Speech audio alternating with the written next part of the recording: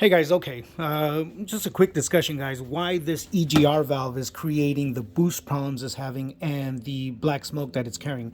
I put out a few shorts yesterday and videos showing how while I was driving, you can see the black smoke is literally rolling coal. I mean, as you're driving, guys, it's spewing out a lot of black smoke up until the boost catches up. So it's obviously having a boost problem.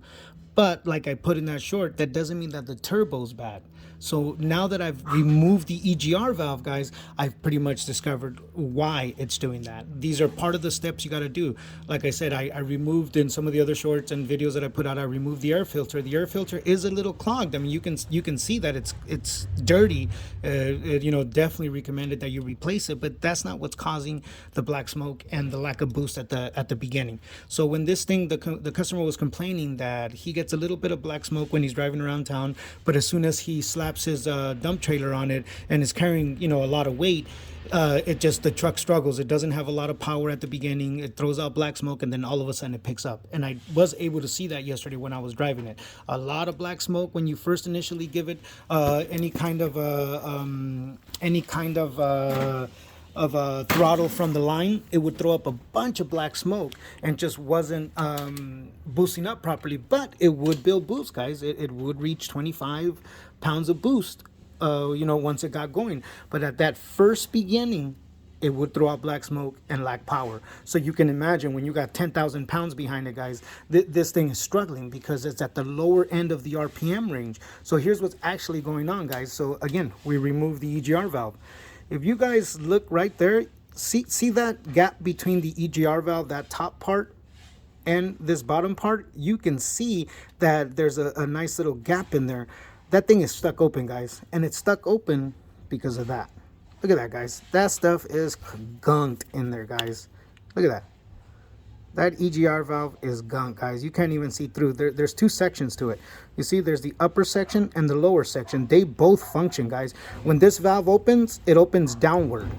When the valve opens, it allows the EGR gases to go in, the exhaust gases to go in through the valve and into the intake manifold. So what's happening is because the EGR valve is stuck open, when you first give it throttle, the actual exhaust back pressure, which is with this gap, it's probably putting out about 8 to 10 pounds of exhaust back pressure.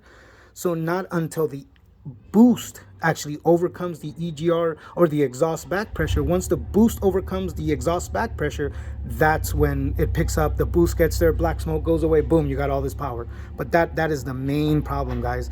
Look at that thing is gunk. This is what they say when your EGR valve is gunk. It does not look right, guys. Look at that. That is ugly. Look at that. And like I said, there's a humongous gap in there, guys. I mean, that's a pretty big gap, guys. Look at that. That's a pretty big gap right there. Those are pretty big gaps. There's exhaust getting into the engine all the time. That's not good. Let me show you guys what it looks like inside of the actual intake manifold. It is a two, just like this valve has the two sections on it, so does the intake manifold. Let me show you guys. You guys look in there, you can see it. One section at the top, one section at the bottom. This section goes to the intake manifold. The center section goes to the intake manifold.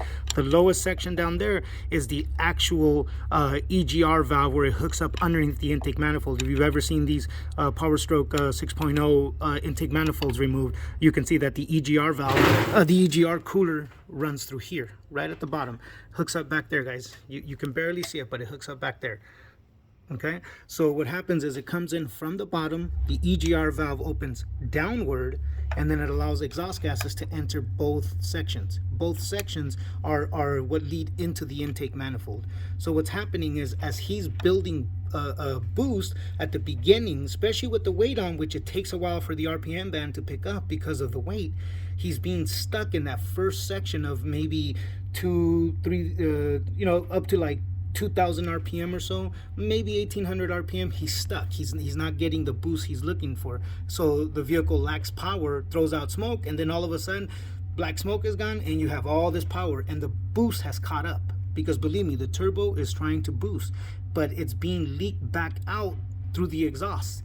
and the exhaust is overcoming the oxygen coming in. It's a very complicated thing that happens there. It has to do with the fuel ratios and all that.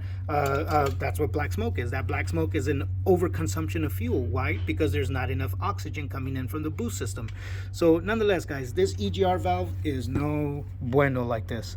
Now, I don't know if the EGR valve itself is bad. I'm going to clean it up right now. I'm going to show you guys how to clean it up, and we'll go from there, guys. All right, let's clean it up. Let's put it back in there. Let's install it and retest like I did. Earlier, I showed you guys what it looked like when you're trying to rev it. It's getting black smoke. That black smoke wasn't as easy to see here, but man, out there on the road, guys, that thing is spewing out black smoke. Nonetheless, guys, let me get to it. I'll show you guys what's going on. See you guys soon.